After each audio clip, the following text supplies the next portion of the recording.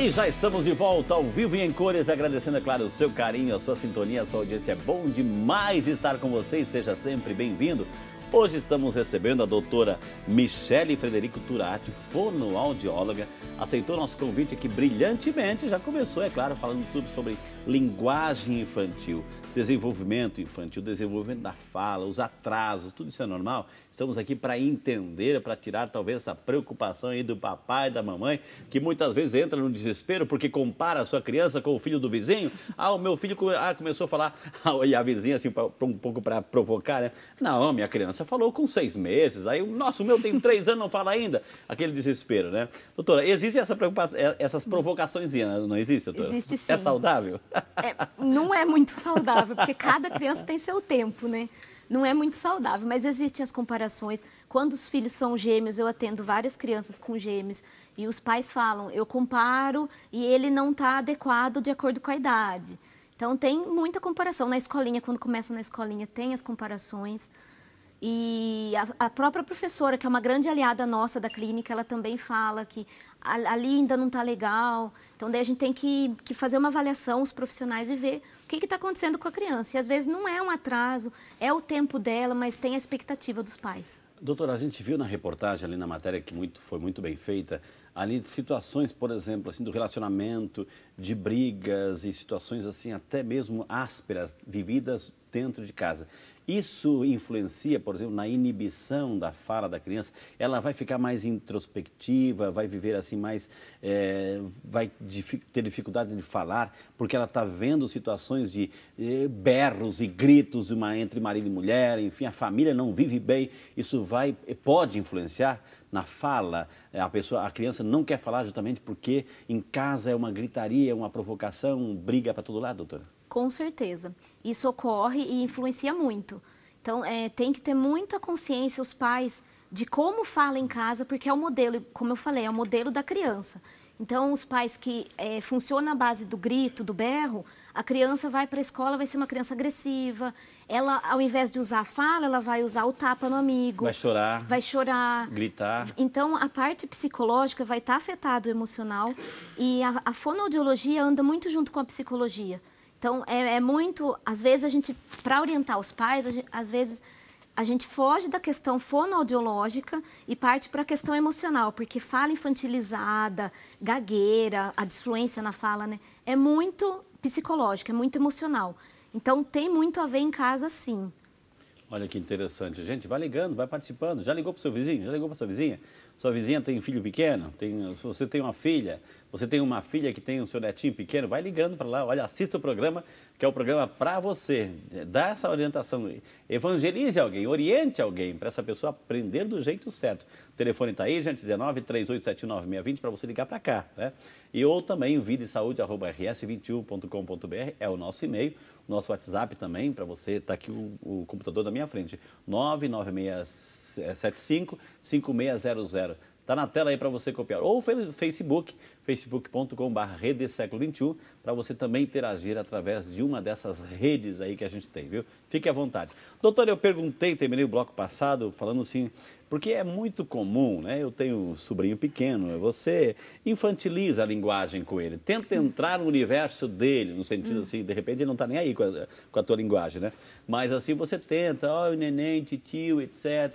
E fala numa linguagem, cria uma linguagem própria para, né? Então, maneira carinhosa. Eu tenho que fazer isso ou eu tenho que falar corretamente, doutora? Com certeza falar corretamente. Eu sempre falo para os pais não infantilizar, porque fica com aquele inho que a gente fala, que é o diminutivo. É aquele bebezinho. A criança às vezes tem 5 anos, a mãe chama de bebê. Daí eu falo, cadê o bebê? Não tem nenhum bebê aí, né? A criança tem 5 anos. Os pais geralmente eles tentam infantilizar para entrar na criança, só que a criança ela tem que começar a aprender o jeito correto. Então, a orientação que eu passo para os pais vamos pegar a bola, não é vamos pegar a bolinha. Ai, que gatinho lindo, ai, o gato é bonito. Então, quando a criança é muito pequena, 1, 2 anos, você pode infantilizar, mas dando depois o modelo correto de fala. Então, você fala, ai, que gatinho bonito, o gato é bonito. Então, tem um jeito, uma estrutura de frase para falar, que a criança vai internalizar aquilo.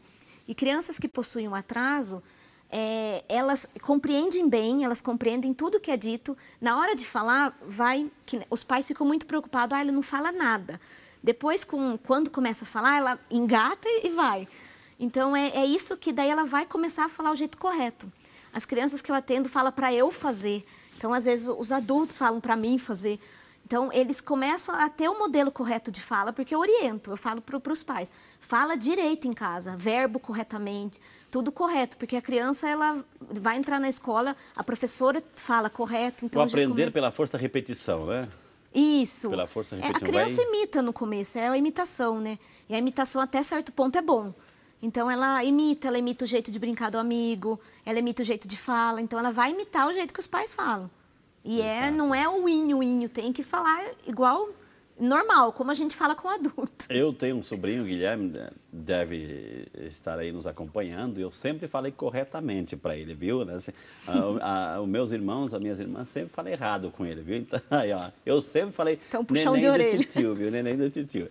Que maravilha, gente. Enquanto estamos aprendendo aqui, vai ligando, vai interagindo.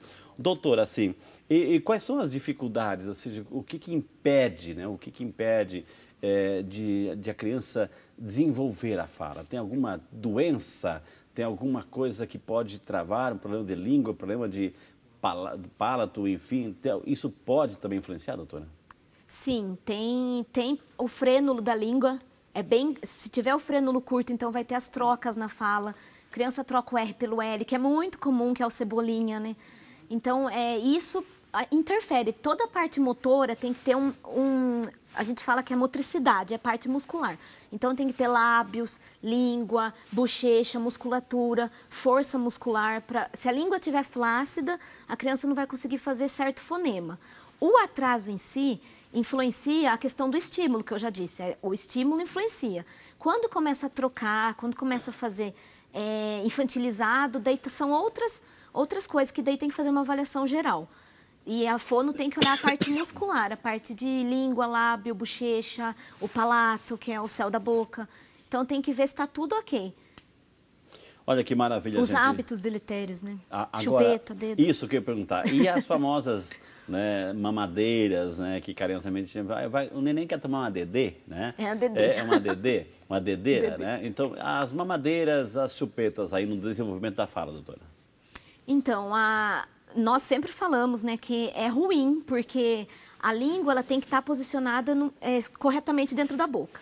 Quando a criança usa chupeta, mamadeira, o dedo principalmente, a língua vai ficar alojada embaixo, no assoalho bucal. Então, não vai ser bom, porque a língua vai ficar flácida, ela vai ficar mole. Flácida é mole. E a criança não vai conseguir levantar a língua para fazer o rá, por exemplo. O lápis. A criança vai falar afis. Às vezes não consegue subir. Então, vai falar o arara, que a gente força até para falar, sai o caipira, arara. Então, a criança não consegue, pela força muscular da língua, causada pela chupeta, dedo, mamadeira. Quando a criança se irrita muito à noite, a gente pede para dar a chupeta e depois tirar. A chupeta é sempre ortodôntica, o bico, que é aquele viradinho, porque tem bico da chupeta normal, tem bico de silicone. Então, a chupeta é sempre ortodôntica, aquele viradinho, porque posiciona a língua melhor dentro da boca. Então, mas a gente pede para não dar. Eu não gosto da chupeta. Do dedo, porque o céu da boca fica um céu da boca alto, fica estreito. Então, tem que fazer um exercício de motricidade oral. Vai na fono para fazer a fala junto com a musculatura oral, por causa da chupeta. E para tirar, né? Para tirar. Para tirar, é um hábito. Ela tem um tempo, né, doutora? Um tempo. Ela pode exercer faço um combinado tempo, né? com as crianças, a gente faz um combinado. Daí, as crianças, geralmente, elas percebem muito bem. E, às vezes, os pais têm aquela... eu não vou jogar porque à noite vai chorar. Às vezes, a insegurança dos pais. Então, por isso que a parte psicológica do vídeo é muito interessante. Os pais têm que entrar nas orientações. Não vou dar chupeta. Chorou um dia, ela vai chorar 2, 3, 4, uma semana. Depois ela vai parar. O pai não, eu vou dar outra chupeta porque está chorando. Então, nessa correria do dia a dia, é mais fácil a criança usar chupeta, usar a mamadeira. Dar mamadeira, a criança se acalma, é mais fácil. Só que a gente brinca que a gente não facilita, a gente tenta dificultar tudo para a criança. Que a criança aponta, a mãe já dá o que ela quer também. Então, essas coisas de apontar, a criança dá, a mãe dá o que a criança quer, também dificulta a fala, tem um atraso da fala. Tudo que a senhora está falando, eu estou lembrando, me reportando aí Você tem sobrinhos, né? Você tem criança pequena, então eu lembro que a minha irmã, a Gislaine, a mãe do Guilherme, que tem 3 aninhos, ela mostra uma foto para ele, assim, chamada de cocota, né? A chupeta cocota. Daí mostra uma foto, ele estava chupando a cocota. Daí ele mesmo disse, mamãe, o neném não chupa mais cocota, né? Eu disse, não, agora o neném está crescendo, o neném não precisa mais de cocota. Ai, que maravilha. Muito Doutora, bom. aqui, ó, minha sobrinha, ela tem 3 anos e agora ela começou a falar. Só que ela parece que gagueja. Observação, o pai tem problema de gagueira. Quem mandou aqui para o nosso WhatsApp não se identificou, mas assim, o pai tem esse problema de gagueira. Naturalmente também a criança pode desenvolver isso, porque ela, como a senhora falou, ela imita. Ela vê o pai com dificuldade de falar. Ela também imita esse sentido, doutora? Então, a gagueira tem várias vertentes. Tem a vertente que é a genética, que pode ser genética. Então, o pai gagueja, a criança vai gaguejar. Mas tem várias outras vertentes de outros autores, tem vários autores da gagueira, que fala que também outras questões, né? A criança com 3 anos gaguejando, a gente chama de gagueira fisiológica. Então, na idade que a criança começa a falar, ela fica muito hesitada. Então, ela quer conversar rápido, ela fala rápido, então a velocidade de fala acelerada e às vezes causa o bloqueio, que é esse bloqueio do kkk, às vezes a repetição pá, pá, pá. Então, esses bloqueios de não conseguir falar essas repetições, nessa idade, é a gagueira fisiológica. Quando se reporta depois dos 5 anos, 6 anos, daí tem que avaliar e tem que fazer tratamento fonoaudiológico, porque a gagueira ela aparece na idade infantil e vai para a idade adulta. Então, é na criança mesmo que começa. Só que tem que diferenciar a gagueira fisiológica da gagueira da disfluência propriamente dita. Então, quando a criança fica muito hesitada na escolinha, normal a criança nessa idade, muitos casos de criança gaguejando. Mas, e é importante a orientação de que o pai não fale assim, ai, calma, respira para falar, porque aí encrencou. Porque aí a criança fala, eu tenho um modelo de fala errado, então eu não vou mais falar, às vezes ela pode se fechar. Então, a orientação que a gente fala é levar naturalmente. A criança gaguejou nessa idade de 3 anos, levar naturalmente, não falar para ela respirar, parar, calma, porque a criança ela está calma, ela só está gaguejando. Então, tem que esperar a criança falar e não continuar, que nem adulto gago, que eles vai começar a falar, a gente termina a palavra por ele. Então, deixar a criança contar o que aconteceu. Se a criança chega em casa e começa a falar, ai, mamãe, hoje na escolinha eu brinquei com... Então, deixa ela terminar, ansiedade. Deixa ela terminar de falar, não termina o que ela está falando, deixa ela terminar. Então, são orientações que a gente passa. Não tenta falar que ela está falando errado.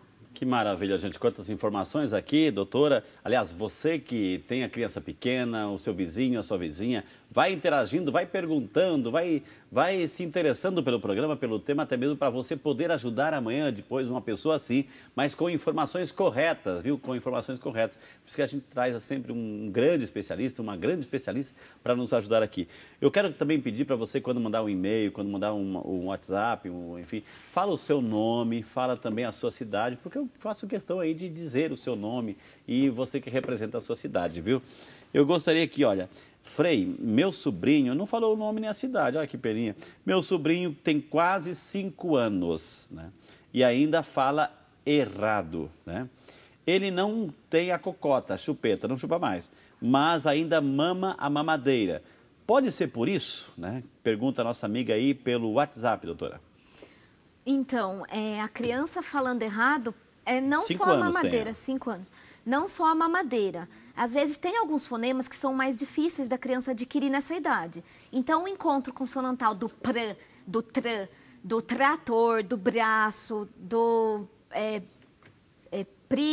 privilégio. Então, tem coisas que a criança ainda não adquiriu nessa idade. Então, ela tende a falar errado, ela omite o R, ela fala pato pro prato, ela fala baço pro braço. Ainda é normal, tem que ver onde que ela está, qual que são as omissões que ela tem, quais são as trocas que ela faz, o que ela está distorcendo na fala. Nessa idade tem muita coisa que ainda é normal, a criança não falar.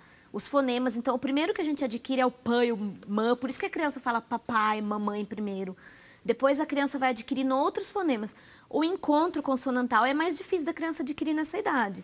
Então, se ela fala errado nesses encontros, está normal para a idade.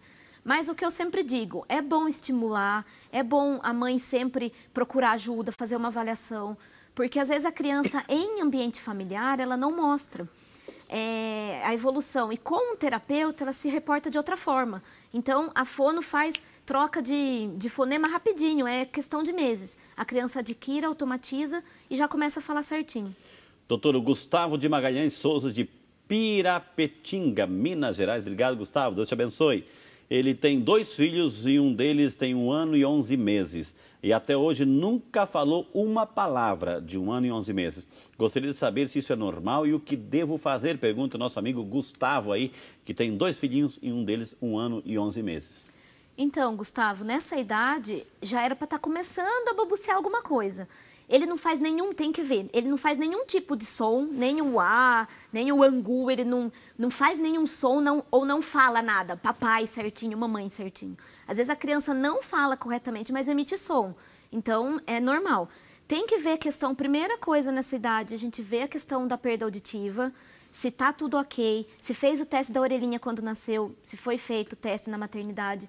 Estando a parte auditiva íntegra, não tem problema de audição, é estímulo mesmo, é levar na escolinha, eu sempre digo que a escolinha dá um boom na linguagem, então a mãe levar na creche, na escolinha. Nessa idade as crianças têm que brincar com outra criança, então é muito bom levar na escola, ver com a professora como que está falando, ver a questão da perda auditiva, perguntar se ela brinca com outras crianças, dar brincadeira para ela, fazer esse jogo simbólico, essa dramatização. Nessa idade, as crianças gostam de brincadeira, de som, de luz, de cor. Começar a dar outros brinquedos para brincar e ver por que ela não fala.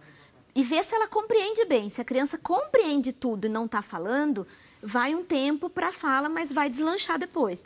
Tem que ver se ela está compreendendo o que a gente fala. Dá um comando para ela. O Gustavo, da criança, vá lá pegar o seu sapato, vamos ver se ele compreende, sabe? Então é uma coisa legal. Técnicas, busca um fonoaudiólogo, busca um pediatra também. O pediatra geralmente que encaminha para o fono. Daí o pediatra vai ver se a questão é fono, se vai fazer uma audiometria condicionada nessa idade, né, criança, se vai para o neuro, para quem vai? Se tem questão psicológica. Olha uma pergunta aqui, ó. Olha, lá está o au-au, vai brincar com ele, com au-au, né? É correto isso? Isso e muito mais. E aquelas escolinhas assim que a criança está lá, mal aprende algumas palavrinhas, já está aprendendo outro idioma, né? 1, 2, 3, né? Enfim, será que vale a pena? Está correto aprender 2 idiomas ao mesmo tempo? Tudo isso e muito mais no próximo bloco aqui no seu programa Vida e Saúde, que volta já, claro, só para você.